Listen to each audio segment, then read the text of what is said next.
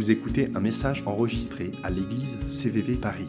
Pour plus d'informations, visitez notre site internet cvvparis.fr. On a commencé le week-end d'église avec une thématique. Je pense que vous l'avez vu, à table. À table, on est là pour manger, on veut de la nourriture. Physique, spirituelle, on veut vivre la communion à table.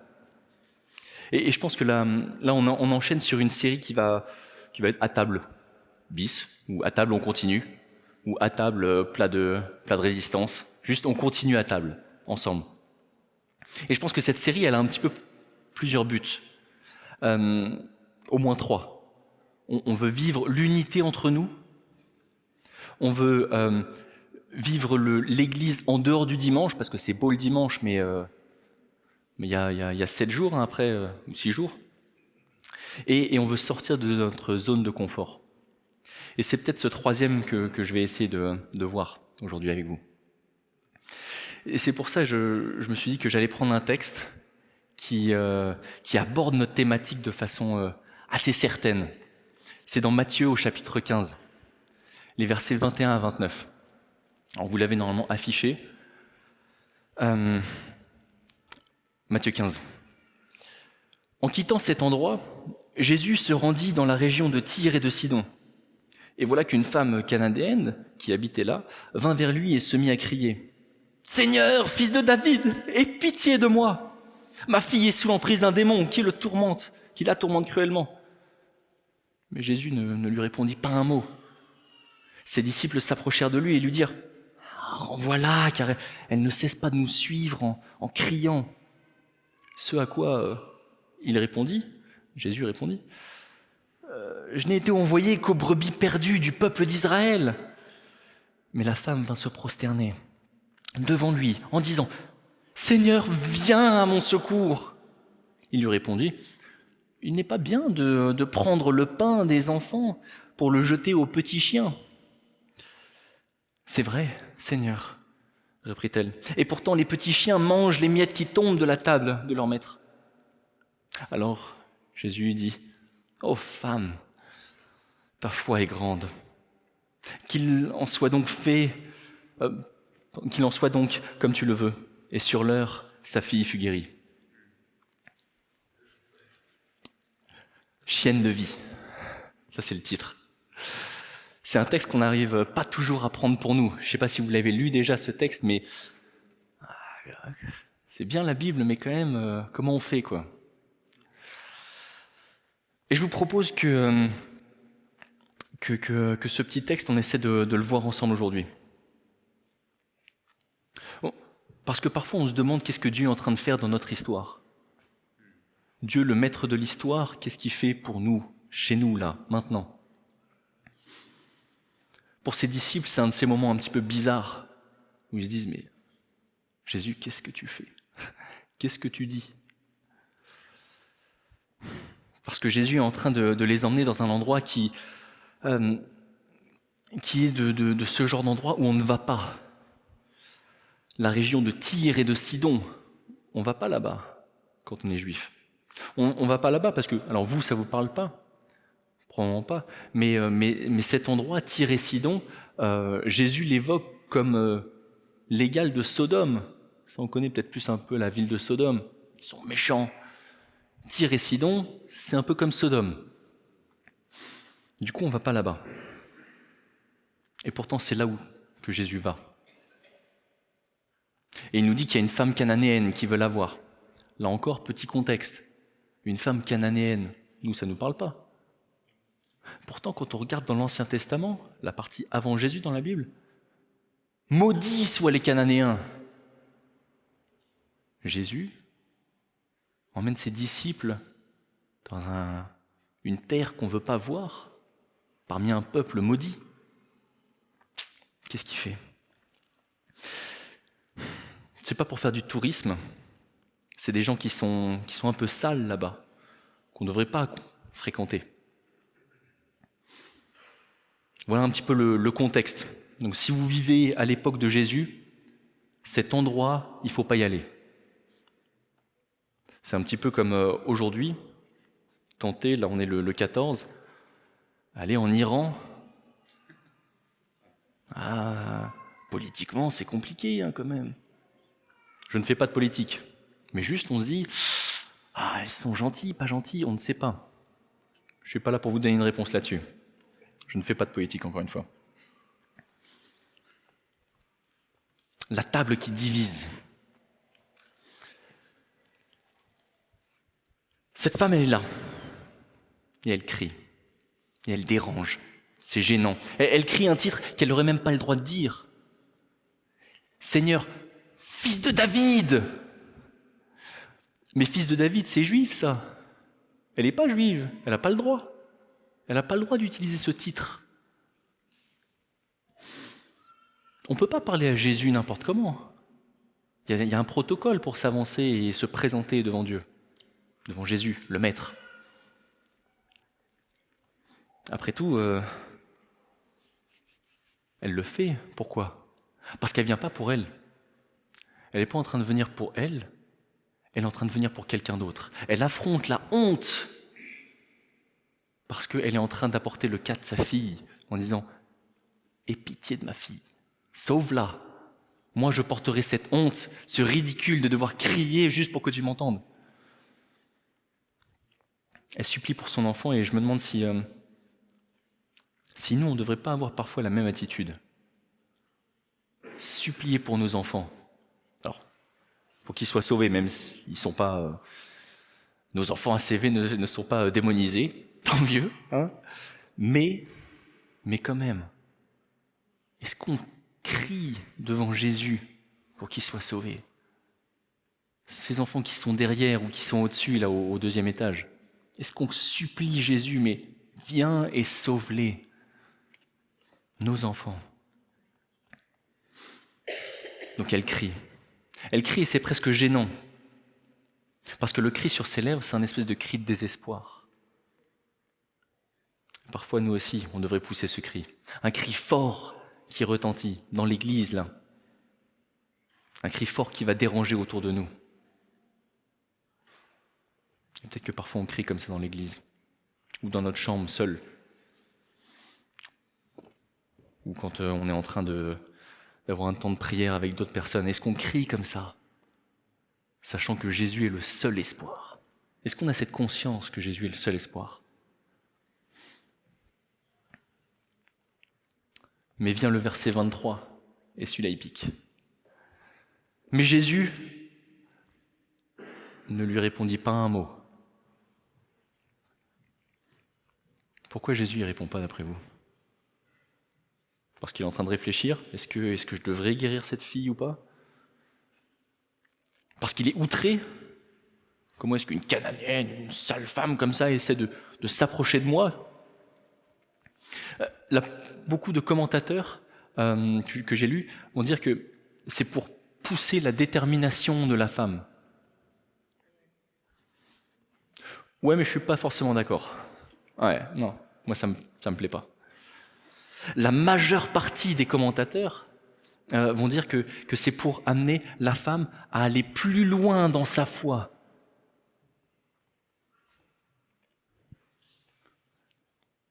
Je pense pas. Il peut peut-être y avoir une petite brindille de ça, hein, mais je pense pas. Je pense que dans notre texte, la cible de Jésus, le but, c'est surtout ses disciples. C'est surtout les disciples qui sont là. Pourquoi ? Parce que les disciples, eux, ils sont en train de subir cette femme. Ils subissent. Si Jésus ne fait rien, alors moi, je dois dire à Jésus ce qu'il doit faire. Je vais voir Jésus, verset 23, et il s'approche comme pour murmurer à son oreille. « Renvoie-la, elle nous suit. Elle ne cesse pas de crier en nous suivant. Elle gêne. » Les disciples prennent leur premier pas, celui de conseiller Jésus. Premier conseil des disciples, rejette cette femme. Rejette l'autre, rejette l'étranger. Je pense que Jésus, il attendait cette réaction des disciples. Il attendait de savoir qu'est-ce qu'il y avait au fond d'eux. Pourquoi ? Parce que peu de temps auparavant, quelques versets juste avant notre texte, chapitre 15. Jésus s'est opposé aux pharisiens. Jésus s'oppose aux pharisiens en leur démontrant qu'ils ne sont pas supérieurs. Et ce qui gêne, c'est ce qui sort du cœur de l'homme. Chapitre 15, versets 10 à 12. Alors Jésus appela la foule et il dit « Écoutez-moi et comprenez bien, ce qui rend l'homme impur, ce n'est pas ce qui sort de sa bouche. Ce n'est pas ce qui entre dans sa bouche. » Ouais, sinon c'est bizarre. Hein. On reprend du début. Hein. Écoutez-moi bien. C'est la vraie version maintenant, la vraie Bible. Écoutez-moi et comprenez-moi bien. Ce qui rend un homme impur, ce n'est pas ce qui entre dans sa bouche, c'est ce qui sort de sa bouche. Alors les disciples s'approchèrent de lui et lui dirent « Sais-tu que les pharisiens ont été très choqués par tes paroles, Jésus. Les pharisiens ont été choqués. » Ce que Jésus essaie de montrer à ses disciples, c'est que ce n'est pas les pharisiens qui ont été choqués, c'est eux qui ont été choqués. Parce que les disciples aussi, ils voulaient chercher cette pureté, comme les pharisiens. Parce que parfois les disciples sont des pharisiens. Peut-être que parfois, je ne vais pas le dire trop, mais peut-être que parfois on est quand même des pharisiens dans notre foi. Parce que parfois ça dérange les gens qui sont bruyants dans l'église, les gens qui exposent leurs souffrances, les gens qui ont une vie qui n'est pas en ordre, qui viennent d'une autre culture, qui crient. Ou peut-être qu'à l'inverse, on a été, nous, cette personne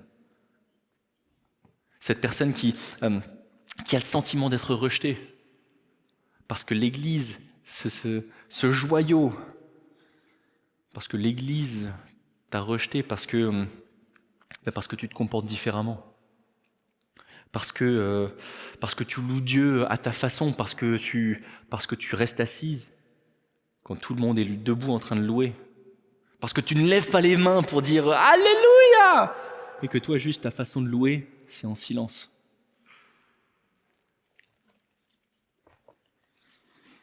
Peut-être que ça dérange quand on crie, alors que tout le monde se calme, tout le monde prie doucement, et toi tu cries pendant tes prières, parce qu'il y a trop d'émotions pour toi.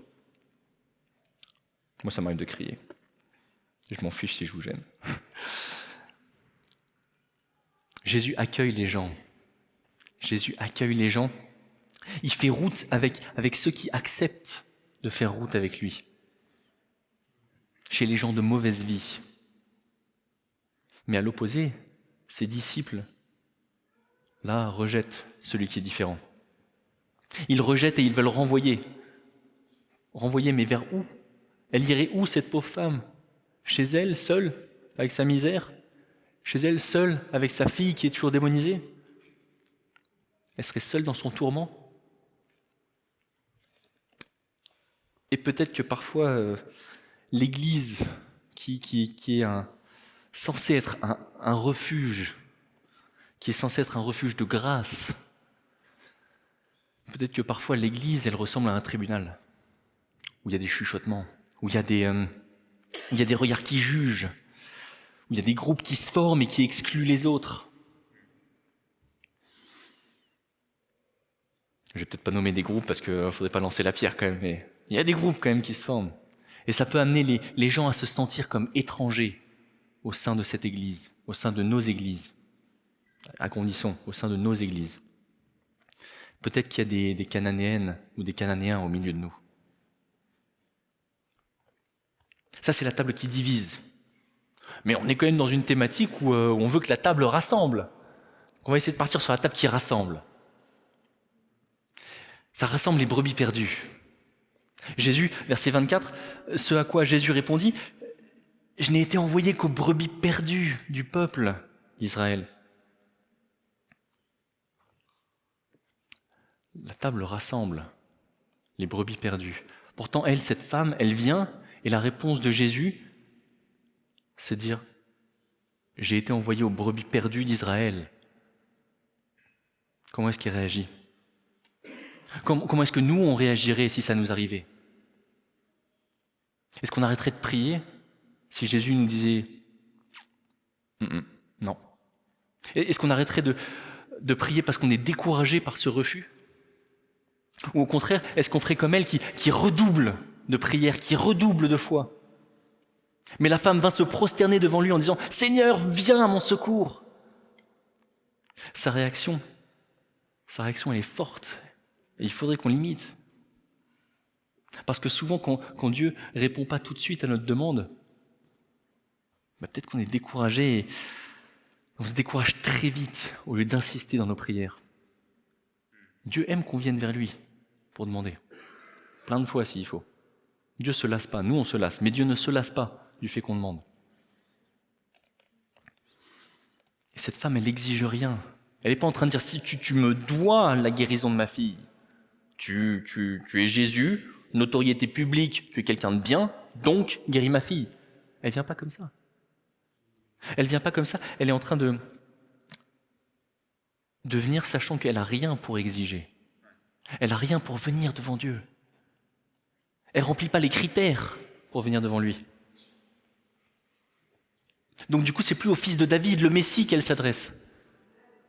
C'est juste au Seigneur. Au Seigneur, parce qu'il est Seigneur de tout. Il est Seigneur de tout ou Seigneur de rien du tout. Mais il est Seigneur de tout.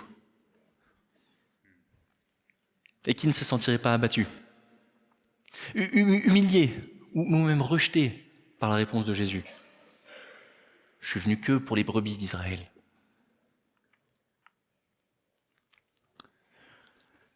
Jésus semble dire que la guérison n'est pas pour elle. Et ça nous pique quand ça nous arrive. Et finalement, Jésus donne un petit peu le coup de grâce. Verset 26, il lui répondit, « Il n'est pas bien de prendre le pain des enfants pour le jeter aux petits chiens. » Donc on accepte en général que Jésus soit le maître de l'histoire. Mais parfois on a quand même l'impression que la main de Dieu, elle tremble un peu comme un vieux, et on se dit, mais qu'est-ce que tu es en train d'écrire dans l'histoire ? Pourquoi il y a cette phrase dans la Bible ? Culturellement, c'est chaud.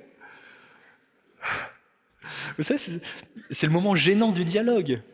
Si vous étudiez ce passage avec des amis, vous dites, on tourne la page ? Allez, change d'histoire.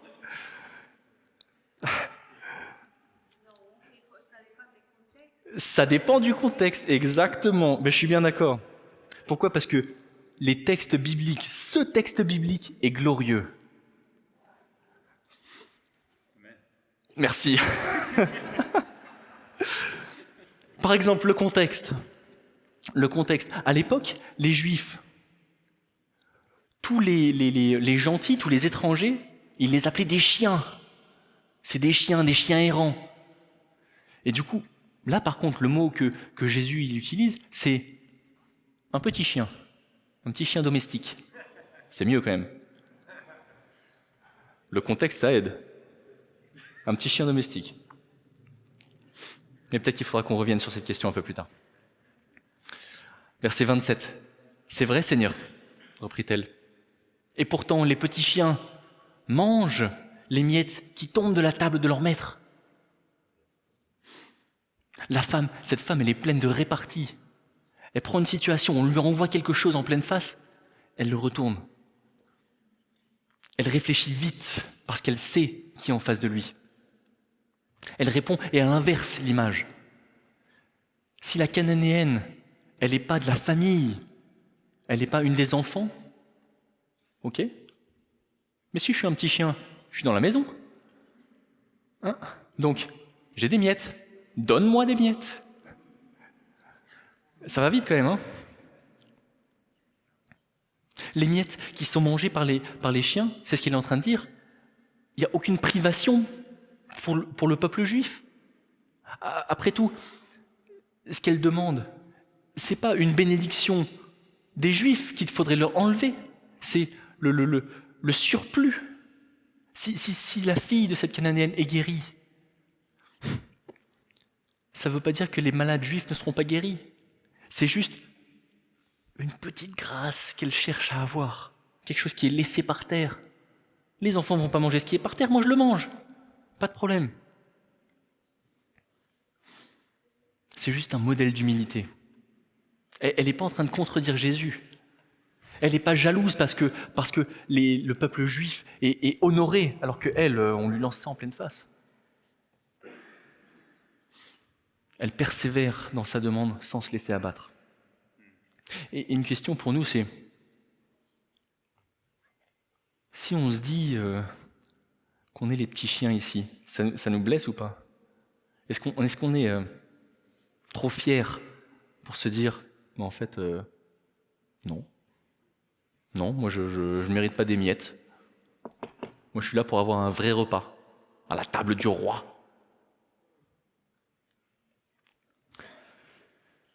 Je ne suis pas en train de dire qu'on est des chiens. Je suis en train de dire qu'à la base, on ne mérite rien. Je suis en train de dire qu'à la base, parfois c'est peut-être notre fierté qui nous empêche d'arriver devant Dieu. Parce qu'on pense qu'on mérite la bénédiction, on mérite que Dieu nous réponde. Il y a Dieu, il y a nous.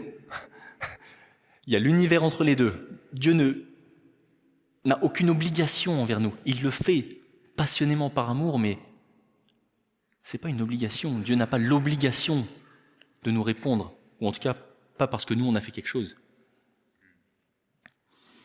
Et parfois on ne voit pas le miracle dans nos vies parce qu'on ne s'avance pas de la bonne façon. Conclusion peut-être un chouï longue, mais conclusion quand même. La table qui divise ou la table qui rassemble ? Donc je pense qu'à ce stade de notre enquête sur ce texte glorieux, il faut qu'on essaie de savoir un petit peu pourquoi il y a ce récit. Chienne de vie. Chienne de vie parce que la vie, elle n'est pas toute rose. Parce que dans la vie chrétienne, c'est pas toujours soit dans la joie et tout va bien. Parce que parfois, on sait qu'on n'est pas digne et qu'au fond de nous, c'est déjà une humiliation de se dire qu'on n'est pas digne. On est humilié par cette propre pensée des fois. D'avoir rien à amener en retour. On se dit qu'on est juste un Cananéen qui supplie pour avoir de l'aide. C'est ma condition, rien de plus. Et c'est parfois là que le miracle il arrive, dans nos chiennes de vie, qui ne sont pas toujours roses.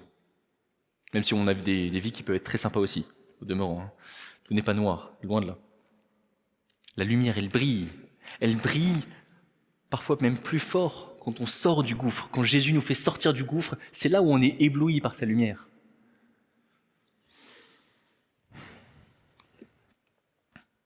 On n'a rien à amener et il nous faut seulement une petite miette. Une petite miette de grâce et de puissance. C'est tout ce qu'il faut. Et parfois on demande à Dieu d'avoir un énorme miracle. Vous savez, le mur qui tombe devant nous, le président de la République qui vient et qui nous dit je pense que tu dois être ministre du culte et servir dans l'église. Énorme miracle. Mais en fait, parfois, on a juste besoin d'une miette. Une miette peut faire la différence. Toute la différence. Un mot de Dieu, une parole, et l'atmosphère change. Dieu n'a pas la main qui tremble. Il sait ce qu'il est en train d'écrire. Mais qui sont les enfants ? Qui sont les enfants et qui sont les chiens ? Les petits chiens gentils domestiques. Sinon, si on dit les chiens, ça fait méchant. Les Israélites se sentent comme les enfants. Les disciples se sentent comme les enfants et voient la femme cananéenne comme le chien. Mais Jésus, tout au long du récit, il est en train de leur renvoyer ce reflet. Il est en train de renvoyer ça aux disciples et il joue le jeu. Il est en train de faire comme s'il leur donnait raison pour que eux constatent à la fin. Jésus leur montre que celui qu'ils considéraient comme un chien est en fait un enfant. Conclusion du discours, ô femmes, ta foi est grande. C'est plus un chien dont on parle, c'est une femme. Jésus, à la fin, est en train de lui redonner son identité. Celle qui a été privée d'identité, Jésus lui redonne. Il le dit aussi à nous dans cette église. Au CVV, ta foi, toutes les personnes ici qui composent cette église, ta foi est grande. Ta foi peut être grande. Même si parfois des personnes ont pu vous donner le sentiment que vous aviez que le droit d'avoir des miettes. Même si parfois on vous a rejeté parce que vous n'êtes pas de la bonne couleur de peau. Même si parfois on vous a rejeté parce que vous n'êtes pas du bon sexe. Parce que vous n'avez pas la bonne posture pendant la louange, parce que vous n'avez pas le bon travail, vous avez un travail qui n'est pas assez glorieux. Ou peut-être que parfois c'est parce qu'on porte on va dire un espèce de fardeau de santé, parce qu'on est dépressif, parce qu'on est anxieux, parce qu'on prend des antidépresseurs et que on voit un psy dans l'église. Voir un psy, mais ta foi elle est faible, ça veut dire si tu vois un psy. Ah. Mais là, en fait, ce que les gens vous disent à travers ça, c'est « T'es juste un petit chien, alors que moi, je suis un enfant. J'ai pas besoin de voir de psy, moi. Ma foi est grande. » On t'a peut-être donné ce sentiment que t'étais qu'un chien. Mais c'est faux. Jésus dit « Venez, vous tous, qui êtes chargés d'un lourd fardeau, et moi, je vous donnerai du repos. » Et c'est exactement ce qu'il fait avec cette femme.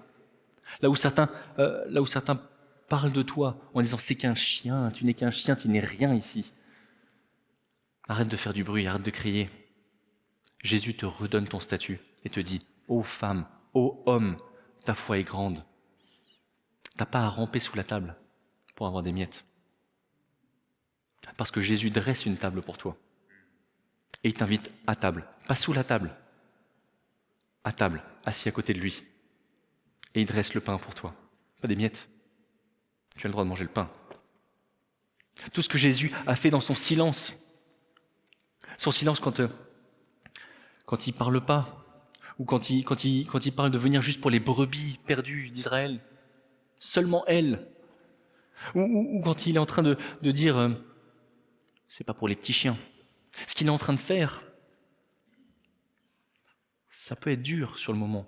Si vous vivez ça, si vous vivez le silence de Dieu, ça peut être dur. Oui, c'est dur. Oui, c'est dur. Oui, c'est dur de vivre le silence, c'est dur de vivre le mépris. Mais si, à ce moment-là, Dieu garde le silence, c'est pour mieux exposer tes ennemis à la fin. Ceux qui t'appelaient un chien, il montrera, c'est mon enfant bien-aimé.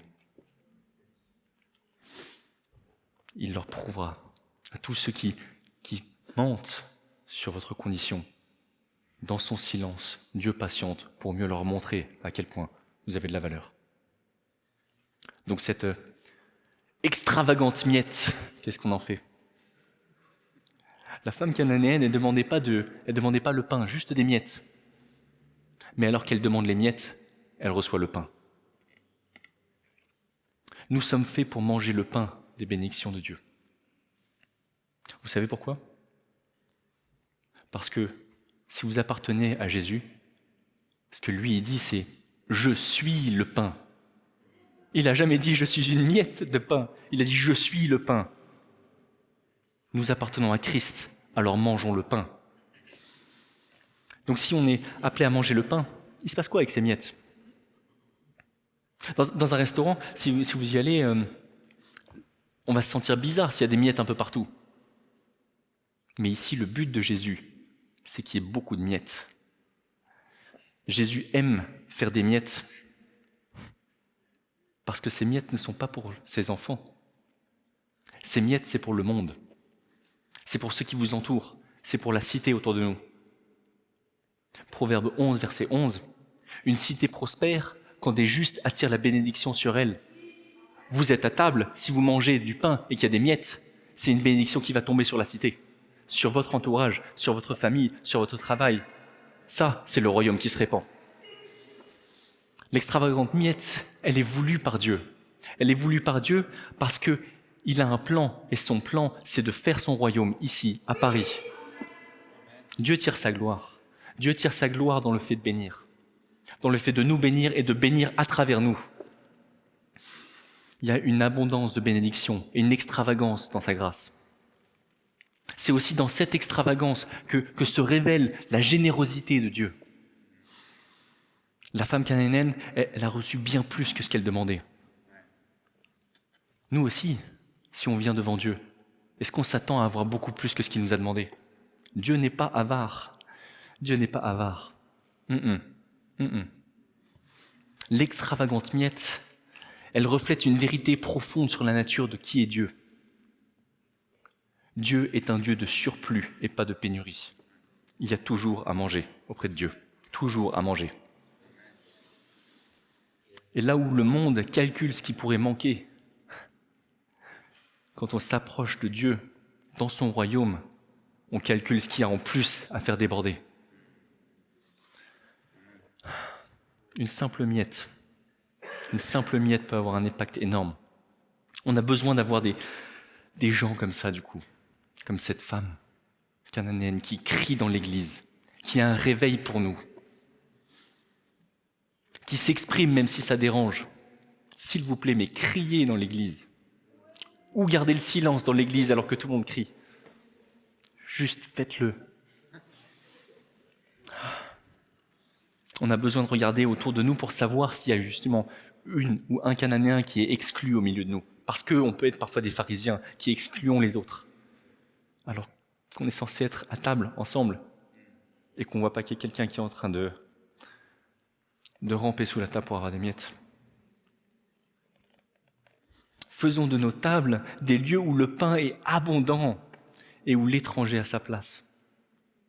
Et si un jour peut-être en voyage, Jésus vous emmène entre Tyr et Sidon, dans ce pays étrange et mal aimé, rappelez-vous qu'entre Tyr et Sidon, il y a une ville qui s'appelle Sarepta. C'est là qu'une veuve cananéenne a partagé son dernier morceau de pain avec un prophète. Allons entre Tyr et Sidon. C'est tout. Désolé, conclusion abrupte.